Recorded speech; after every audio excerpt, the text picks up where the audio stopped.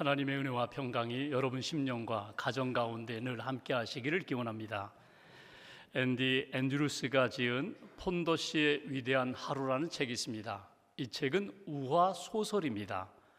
주인공 데이빗 폰도는 40대 중반의 직장인이었습니다.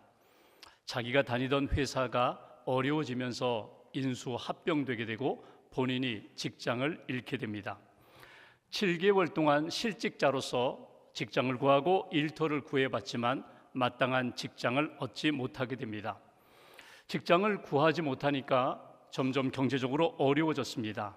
자동차 할부금을 내지 못하고 집세는 몇 달 밀리게 되고 은행 잔고도 바닥이 났습니다. 설상가상으로 딸 제니가 큰 병에 걸려 수술을 받아야 되는데 수술비를 마련할 길이 없습니다. 그때 생각난 것이 자기가 들어놓은 생명보험이었습니다. 내가 이대로 죽으면 내 딸 수술비도 마련되고 어쩌면 얼마 동안은 아내의 생활비도 마련될 것이라 생각되었습니다. 거추장스러운 몸뚱이, 이 몸과 생명보험을 바꾸면 어떨까, 이런 생각을 하며 차를 몰고 달리기 시작합니다. 점점 악셀레이터를 힘껏 밟았습니다. 그러니까 속도가 높아지기 시작합니다. 절망을 향하여 끝없이 달려갑니다. 그러면서 차 안에서 운전대를 붙잡고 이렇게 외쳤습니다. 하나님, 왜 하필이면 나입니까? 내가 무엇을 그렇게 잘못했습니까? 하나님, 왜 하필이면 저입니까? 이렇게 외치며 달리던 차가 미끄러져 도로 밖으로 이탈하게 되고 큰 나무를 들이받습니다. 그리고 폰도 씨는 정신을 잃게 됩니다. 그 절망 가운데 이제 위대한 하루가 열립니다. 역사 여행을 하는 것입니다. 7명의 역사적 인물을 한 사람씩 만나서 그 사람과 대화하고 그 사람의 발자취를 이렇게 생각하게 되는 것입니다. 그 7명 가운데 네 번째 만난 사람이 신대륙을 발견한 콜럼버스였습니다. 그가 많은 선원들과 함께 이제 떠나 신대륙을 향하여 이렇게 배를 타고 항해를 합니다. 이미 2달이 지났습니다. 64일째 되던 날, 이제 육지가 보여야 되는데, 신대륙이 보여야 되는데 신대륙이 보이지 않자 선원들이 지쳤습니다. 준비해온 양식은 점점 떨어졌습니다. 지치고 그리고 상한 선원들이 그만 서로 다투기 시작합니다. 폭동을 일으키게 됩니다. 다시 돌아가자는 것입니다. 우리가 출발했던 그 항구로, 고향으로 다시금 돌아가자고. 그때 콜럼버스가 이렇게 이야기합니다. 우리에게 남은 식량은 열흘치밖에 되지 않습니다. 이제 다시금 뒤로 돌아간다면 가다가 굶어 죽을 수밖에 없습니다. 60일 넘게 여기까지 왔는데 다시금 돌아가다니요, 안 됩니다. 앞으로 가는 길밖에 없습니다. 미래를 향하여 가는 길밖에 없습니다. 오직 믿음을 가지고 미래를 향하여 나아가야 합니다. 그리고 그렇게 가다가 결국 신대륙을 발견하게 되었다는 것입니다. 그 내용 중에 이런 이야기가 있습니다.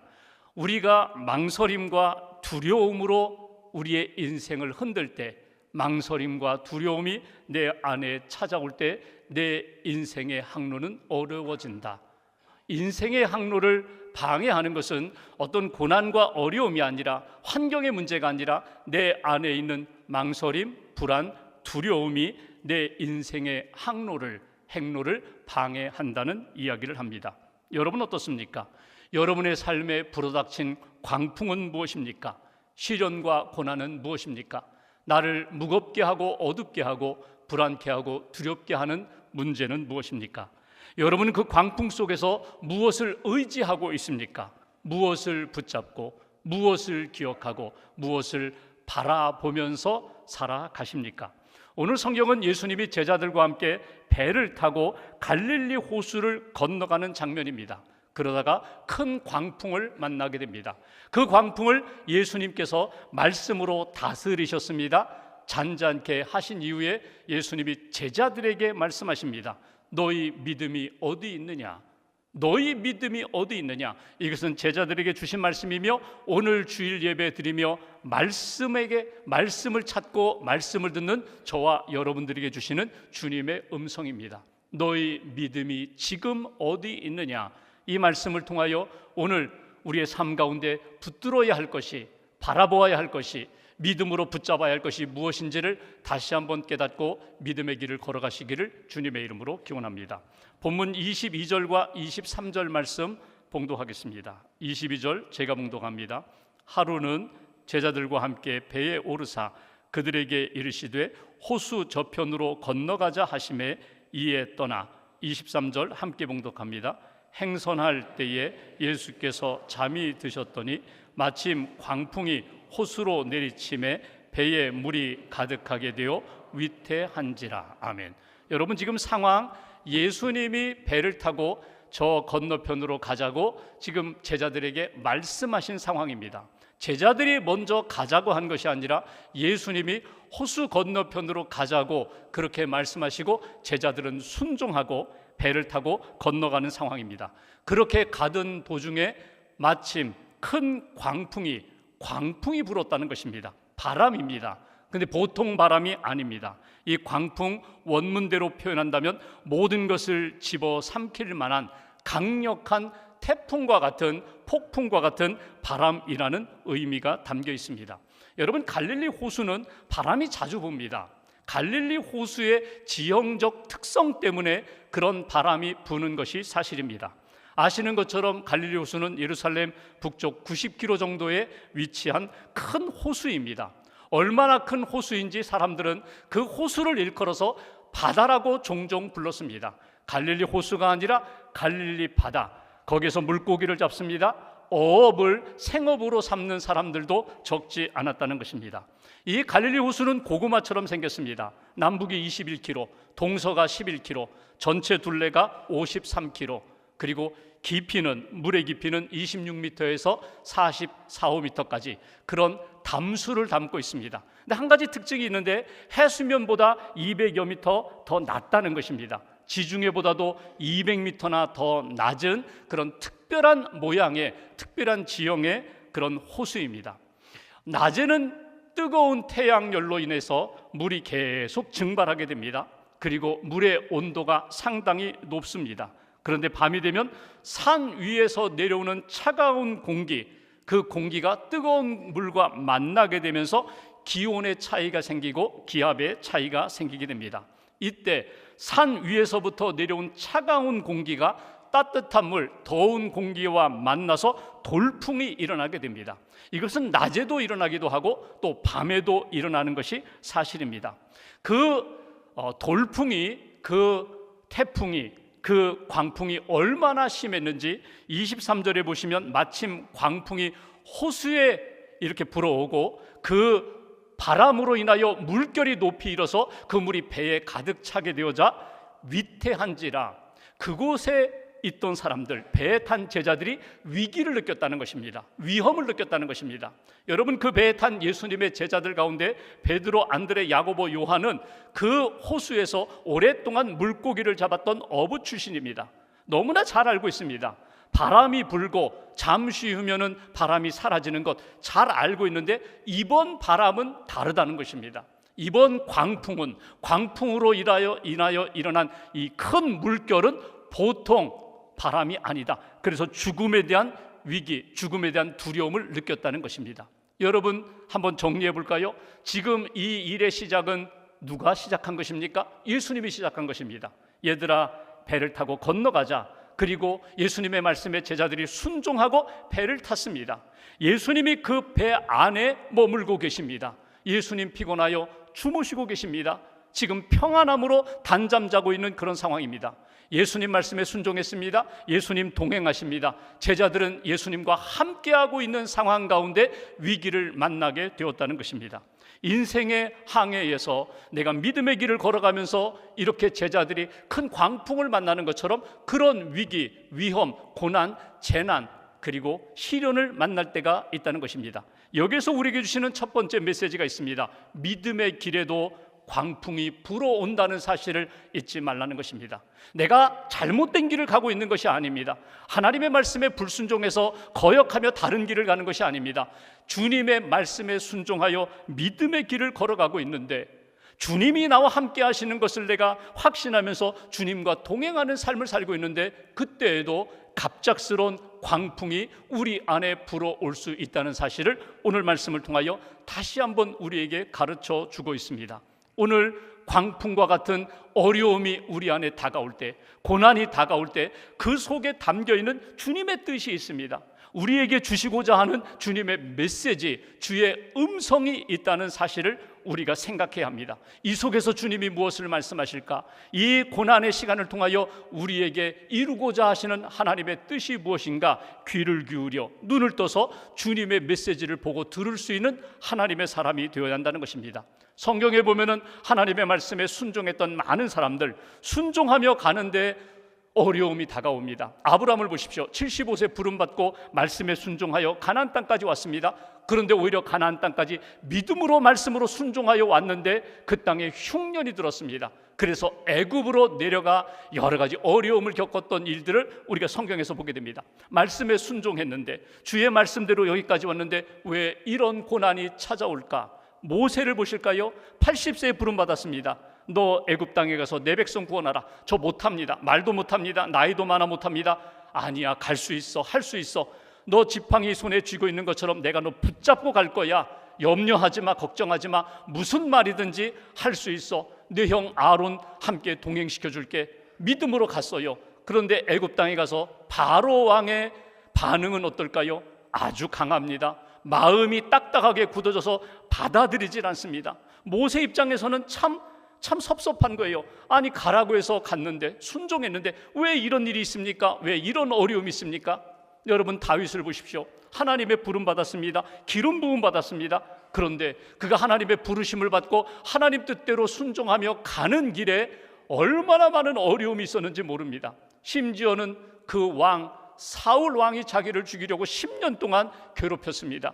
심지어는 가족이, 심지어는 신하가, 심지어는 자기 아들 압살롬이 자기를 죽이려고 달려들었던 그런 어려움을 만나게 됩니다. 여러분, 믿음의 길을 걸어가는데, 주님의 말씀 붙잡고 믿음으로 정직하게 신실하게 살고자 하는데 이런 어려움들이 믿음의 사람들의 인생 가운데 끊임없이 일어났다는 것을 성경을 통해서 우리가 볼 수 있습니다. 신약에 예수님을 사랑하고 예수님의 사랑을 받았던 사람이 친구 나사로입니다. 병들어 죽어갈 때 그 누이들이 예수님 어서 와서 우리 오빠 좀 살려주세요. 예수님 오시지 않았습니다. 죽었습니다. 장례식 끝났습니다. 뒤늦게 예수님 오셔서 무덤에 있는 나사로야 나오너라. 그리고 그를 살리시는 것을 보게 됩니다. 아니, 예수님을 사랑하고 예수님 사랑받는 친구인데 왜 위기 가운데 오시지 않고, 왜 죽음의 문턱에서 오시지 않고 다 끝난 다음에 오셨을까? 우리가 믿음의 길을 걸어갈 때에 내가 원하는 시간에, 내가 가장 힘들 때 주님 내게 오시지 않고 다 지나서 오실 때가 있다는 것입니다. 믿음으로 순종합니다. 내가 더 신실하게 하나님을 섬기고자 하는데 오히려 뜻하지 않는 고난, 뜻하지 않은 광풍이 불어 닥칠 때가 있다는 것입니다. 여러분이 만난 광풍이 무엇입니까? 어떤 분은 경제적인 광풍, 어떤 분은 건강의 광풍, 어떤 분은 사람들과의 관계 속에서의 광풍, 어떤 분들은 믿음의 길을 걸어가면서 똑같이 믿음의 삶을 사는데 그 사람으로 인하여 내 삶이 완전히 흔들리고 무너지는 그런 광풍을 만날 때가 있다는 것입니다. 여러분, 외적인 그런 광풍뿐이겠어요? 내적인 광풍도 있어요. 내 마음이 무너집니다. 의심이 일어나고 낙심이 되고 유혹이 찾아오고 정욕이 내 삶의 뿌리까지, 내 믿음의 뿌리까지 막 흔드는 그런 때도 있다는 것입니다. 외적으로 내적으로 내 삶에, 내 심령에, 우리 가정에 광풍이 일어날 때에 우리는 그 속에서 하나님 앞에 나 자신을 다시 한번 점검해 보게 됩니다. 내가 믿음의 길을 걷는데 주님 내게 왜 이런 일을 허락하셨는지, 이 속에서 내게 주시는 음성이 무엇인지. 어떤 사람은 광풍을 만나면 그 자리에서 쓰러집니다. 포기합니다. 절망합니다. 어떤 분들은 원망합니다. 하나님 앞에 따집니다. 하나님 왜 내게 이런 일을 하시느냐고. 또 어떤 분들은 뒤로 물러섭니다. 내가 충성을 했는데 이제는 헌신과 충성은 내 사전에 없다고 뒤로 물러서는 경우도 있습니다. 분명한 것은 이 믿음의 길에 하나님께서 허락하신 광풍 속에는 분명한 메시지가 담겨 있다는 것입니다. C.S. 루이스의 신앙 고백 표현대로 평상시에는 하나님께서 내게 속삭이며 말씀하셨지만 고난과 역경 가운데 하나님은 내 귀에 메가폰, 이 확성기를 대고 말씀하시는 것을 내가 들을 수 있다고, 고난 중에 내게 말씀하시고 나를 흔들어 깨우시고 믿음의 훈련과 연단과 성장과 성숙을 이루어 가시는 하나님의 음성을 들을 수 있는 저와 여러분들 되시기를 주님의 이름으로 기원합니다. 두 번째로 24절 말씀 한 절을 함께 봉독합니다. 제자들이 나와 깨워 이르되 주여 주여 우리가 죽겠나이다 한데 예수께서 잠을 깨사 바람과 물결을 꾸짖으시니 이에 그쳐 잔잔하여 지더라. 아멘. 위태합니다. 위기와 위험 속에 불안과 두려움에 빠진 제자들, 예수님을 흔들어 깨웁니다. 지금 주무실 때가 아닙니다. 그리고 그의 표현, 제자들의 표현을 보십시오. 주여 주여 우리가 죽겠나이다. 주여라는 이 표현은 믿음의 표현입니다. 당신이 주님이십니다. 당신이 구세주이십니다. 당신이 하나님의 아들이십니다. 우리의 이 모든 문제를 해결해 주실 분은 당신뿐입니다. 주여 주여라고 두 번이나 부르면서 믿음으로 고백한 제자들, 그런데 죽겠나이다. 여러분, 이것은 불안과 두려움의 표현입니다. 지금 상황을 예수님께 설명하는 표현이기도 하지만 믿음이 아닌 불신앙의 표현입니다. 주여 주여 우리가 죽겠나이다, 두 표현이 함께 담겨 있습니다. 믿음으로 주님을 부르는 동시에 지금 죽겠습니다, 지금 안 됩니다, 지금 끝났습니다, 이런 표현이 오늘 예수님을 향하여 고백하는 내용입니다. 불안과 두려움, 믿음과 주님을 향한 강한 소망, 이 둘이 오늘 함께 담겨 있다는 것입니다. 그런데 제자들의 표현 속에는 믿음보다는 두려움과 불안이 더 크고 강하게 앞서는 것을 보게 됩니다. 이것을 보시고 예수님 어떻게 하십니까? 오늘 여기 꾸짖으셨다. 바람과 물을 꾸짖으시니 잔잔하게 되었다. 이 꾸짖다는 이 표현이 성경에 몇 번 나와요. 예수님이 오늘 자연을 향하여, 파도를 향하여, 바람을 향하여 꾸짖는다는 표현도 있지만 귀신 들린 자를 내쫓으실 때에 예수님이 귀신을 향하여 꾸짖으시는 장면도 똑같은 단어로 사용된 것을 우리가 보게 됩니다. 예수님이 바람과 물을 꾸짖으시자 잔잔해졌다는 것입니다. 창조주 하나님, 예수님의 능력이 말씀 가운데 그대로 나타나는 것을 보게 됩니다. 예수님 말씀하시자 거친 파도가, 큰 바람이 잔잔해졌다, 말씀에 순종하는 모습을 보게 됩니다. 제자들에게 보여주신 것입니다. 들려주신 것입니다. 체험케 하신 것입니다. 여러분, 이것은 우리의 신앙생활에도 똑같이 체험될 수 있는 부분입니다. 여러 가지 파도가 일어나고 여러 가지 어려움을 만나고 광풍이 우리 가운데 일어날 때에 어떤 분들은 이렇게 반응합니다. 이제는 끝났어. 이제는 더 이상 하나님 의지하고 싶지 않아. 이제는 교회 가고 싶지 않아. 이제는 기도하고 싶지 않아. 그리고 뒤로 물러서는, 분명히 믿음도 있어요, 은혜도 받았어요, 체험도 했어요. 그런데 어려움 앞에서 뒤로 물러서서 하나님을 원망하고 믿음 없는 사람으로 돌아가는 그런 때도 있어요. 이스라엘 백성들이 애굽에서 나오는 과정 가운데 그렇게 큰 은혜와 기적을 경험했는데 물이 없다고, 어려움을 겪는다고 하나님을 원망하고 모세를 원망했던 그런 모습처럼 다시금 퇴보되는 신앙으로, 다시금 옛생활로 돌아가는 그런 믿음으로 떨어질 때가 있다는 거예요. 그런가 하면 오늘 제자들처럼 잊었어요. 평상시에 평온할 때에, 평안할 때에는 잊었다가 고난을 만나면 주님을 찾고 주님께 부르짖고 도와달라고 간구하는 그런 믿음의 모습도 있어요. 괜찮아요. 어려움을 만날 때 주님께 나아오는 것 귀한 일입니다. 주님의 이름을 부르면서 내가 죽겠습니다, 힘듭니다, 안 됩니다, 그럼에도 불구하고 주님께 간구하는 것 귀한 것입니다. 그런데 이 모든 과정을 통하여 주님이 원하시는 것이에요. 어려움을 만날 때 주님을 바라보고 주님께 나오는 것도 귀하지만 우리가 인생을 살아가며 믿음의 길을 걸어가며 광풍이 불고 어려움을 만나고 내가 낙심되고 흔들릴 때 나를 붙잡아 줄 그 주님을 항상 붙잡고 믿음으로 사는 거예요. 어떤 환경과 고난 가운데서도 주님 놓치지 않고 주님께 집중하며 믿음으로 살아가는 그런 믿음의 인생이 되기를 주님이 원하신다는 거예요. 그래서 오늘 두 번째 우리에게 주시는 메시지, 환경보다, 문제보다, 세상의 어떤 고난보다 주님께 집중하는 믿음의 사람, 주님께 나아오는 사람, 주님이 주시는 믿음으로 단단한 반석과 같은 믿음의 사람이 되기를 주님이 원하신다는 거예요.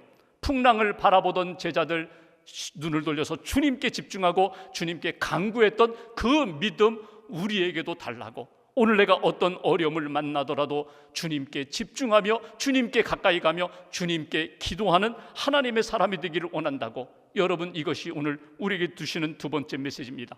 믿음보다 두려움에 빠지는 인생이 아니라 두려움과 불안을 능히 극복하고 믿음으로 하나님 앞에 더 가까이 나아가 주님의 은혜와 능력, 기적을 체험하는 하나님의 사람이 되어야 한다.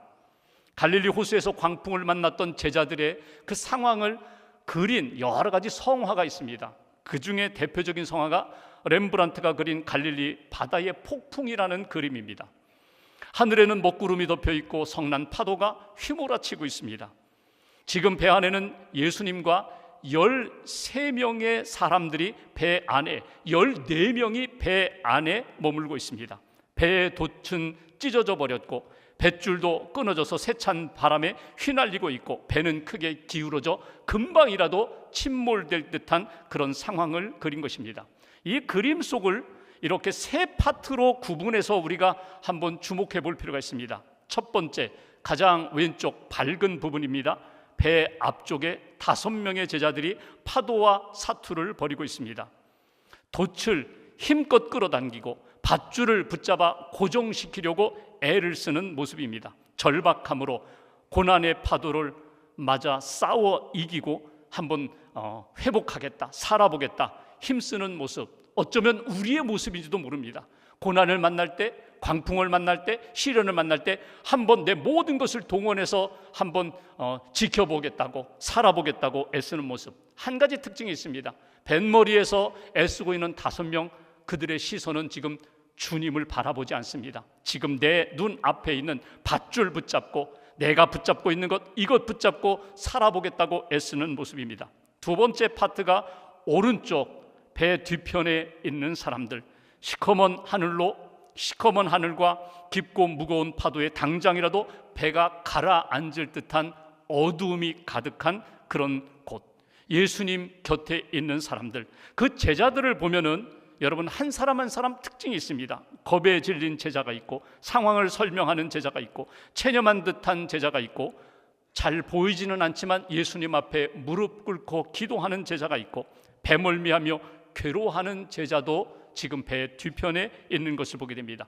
그리고 한 파트, 마지막 한 파트가 제일 배 뒤에 가장 오른쪽에 있는, 배의 키를 잡고 있는 제자입니다. 그의 시선은 예수님께 가 있습니다.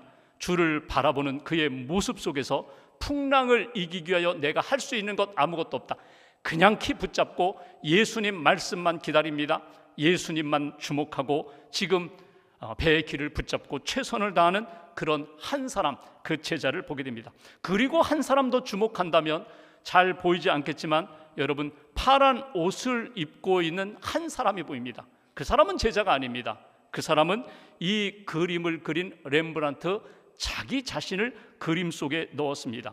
오른손으로 밧줄을 잡고 있고 왼손으로 자기의 모자를 꾹 눌러 잡고 있는 그 렘브란트, 자세히 보시면 여러분, 렘브란트가 그림을 보고 있는 나와 눈이 마주치는 것을 볼 수 있습니다. 그리고 뭔가 그가 하고자 하는 이야기, 하고 있는 이야기를 들을 수가 있습니다. 당신은 이 12명의 제자 가운데 누구입니까? 당신은 이 고난과 이 광풍 속에서, 이 험한 파도 속에서 당신은 무엇을 지고 지금 하고 있느냐고 그렇게 우리에게 질문을 던지는 듯합니다. 풍랑에 흔들리는 사람이 있고, 좌절하여 낙심하는 사람이 있고, 뭔가 밧줄을 붙잡고 살아보고자 몸부림치는 사람이 있고, 원망하면서 불평하면서 불신앙에 빠져있는 사람도 있고, 키를 붙잡고 예수님께 주목하는 사람도 있고, 엎드려 기도하는 사람도 있습니다. 중요한 것은 여러분, 이런 여러 가지 어려움이 있을 때, 고난이 있을 때, 광풍이 불어닥칠 때에 환경보다, 문제보다 주님께 집중하는 하나님의 사람이 주님이 기뻐하시는 믿음의 사람이라고. 예레미야 33장 3절 말씀, 너는 내게 부르짖으라 내가 네게 응답하겠고 내가 알지 못하는 크고 은밀한 일을 내게 보이리라.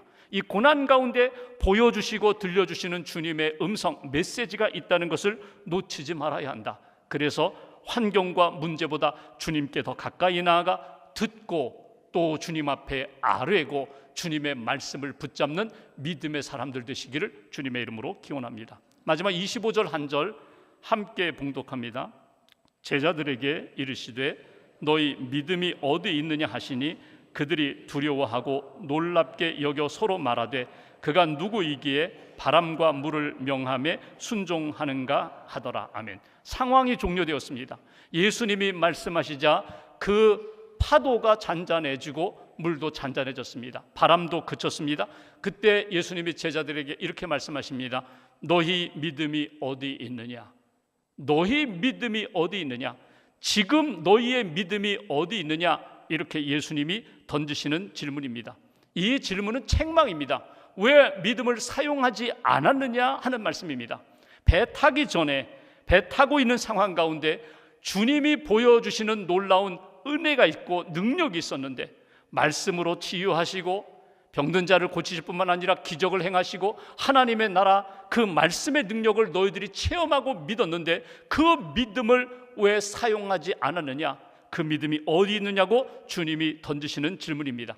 이 말씀은 믿음만 있으면 평안할 수 있었을 텐데, 믿음만 있으면 이 모든 두려움과 어둠의 문제가 극복될 수 있었을 텐데 하시는 주님의 말씀입니다. 여러분, 우리의 실수가 무엇입니까?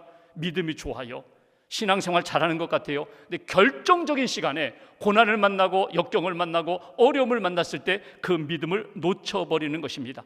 정말 믿음이 필요할 때 오히려 믿음을 잃어버리는 그런 실수를 우리가 범할 때가 많다는 것입니다. 믿음이란 어떤 상황 가운데서도 우리가 놓치지 말아야 할 하나님이 우리에게 주신 선물입니다.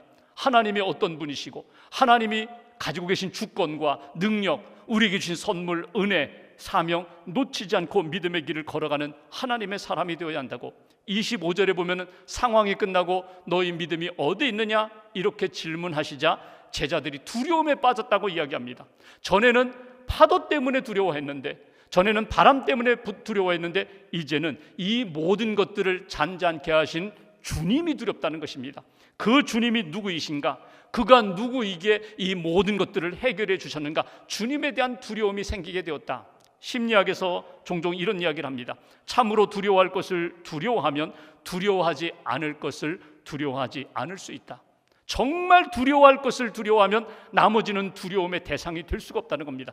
하나님을 두려워하면 세상이 두렵지 않습니다. 하나님의 의를 두려워하면 세상의 불의가 두렵지 않습니다. 하나님의 말씀, 진리, 진실을 두려워하면, 붙잡으면 이 세상의 거짓된 것 이길 수 있다. 두렵지 않다라고 우리가 분명히 확인할 수가 있다는 것입니다. 오늘 말씀에서 정말 하나님을 두려워하는 인생, 예수 그리스도의 능력을 믿고 믿음으로 나아가는 하나님의 사람이 되라고 우리에게 가르쳐 줍니다. 세 번째, 믿음으로 주님을 고백하며 살아가야 한다는 것. 믿음을 고백하며 처음 시작도 광풍이 일어날 때에도 믿음으로 응답하고 믿음으로 대하고, 풀어가는 과정 가운데서도 주님이 주시는 말씀, 주님이 함께 하심을 믿음으로 고백하고 모든 것이 이루어진 다음에 하나님 앞에 감사하며 영광 돌리는 믿음으로 살아가는 것이 하나님의 사람들의 모습이라고. 오늘 예수님의 제자들과 우리에게 원하시는 믿음은 어떤 믿음이라고요? 저는 살아계신 하나님을 믿습니다. 하나님 앞에 나아가 예배하는 자마다, 기도하는 자마다 응답해 주심을 믿습니다. 하나님의 주권을 믿습니다. 하나님이 생명을 살리시고 하나님이 그 생명을 거두어 가시는 그때 방법을 저는 믿고 하나님 앞에 맡깁니다. 모든 이 땅에 이루어지는 역사의 주권자는 하나님이심을 믿는 그 믿음, 하나님이 이 모든 상황 가운데 선한 역사로 이끌어 주실 선하신 하나님, 인자하신 하나님, 그리고 우리의 모든 것을 풀어주시를, 해결해 주실 하나님의 능력을 믿습니다. 그리고 하나님의 손에 내 인생을 맡기는 것입니다. 여러분, 요나라는 선지자가 말씀에 불순종하여 다른 곳으로 가다가 광풍을 만나고 물고기 뱃속에 던져지고 그리고 회개하고 다시금 돌아왔던 것처럼 때로는 광풍을 통하여, 고난과 시련을 통하여 내 인생을 바로 잡아가시는 하나님. 욥이라는 사람 아시잖아요. 광풍이 불어서 하루아침에 모든 것 잃어버렸어요. 자녀를 잃고 재산을 잃고 건강을 잃고 사람들을 잃었어요. 근데 그가 이 광풍 속에서, 고난 속에서 한 가지를 깨닫습니다. 주신 분도 하나님이시고 거둬가시는 분도 하나님. 하나님, 나를 이렇게 연단, 단련, 훈련시키셔서 정금과 같은 믿음의 사람으로 만들어주심을 믿습니다. 이것이 욥의 신앙 고백입니다. 찰스 스펄전이 고난을 만날 때마다 고백했던 믿음의 내용이 있습니다. 믿음은 폭풍을 멈추게 하는 것이 아니라 폭풍 속에서도 하나님을 바라보게 하는 것이 믿음이라고. 이 믿음은 어떤 역경과 어떤 광풍 속에서도 주님께 집중할 수 있도록 인도해 주시는 것이 믿음이라고. 그리고 그 믿음을 고백하고 선포하면서 하나님 앞에서 살아가는 것이 하나님의 사람들의 모습입니다. 오늘과 한 주간 동안 나는 무엇을 두려워하고 있는가? 오늘 주님을 두려워하고 주님의 능력을 믿고 그 믿음으로 살아갈 때 나는 두려울 것이 없습니다. 하나님이 모든 것 이루어 주실 것을 믿습니다. 고백하며 감사하며 간증할 수 있는 하나님의 사람이 된다는 것, 어떤 시련 속에서도 주님께 집중하고 주님이 주시는 은혜와 승리를 경험하는 저와 여러분들 되시기를 주님의 이름으로 기원합니다.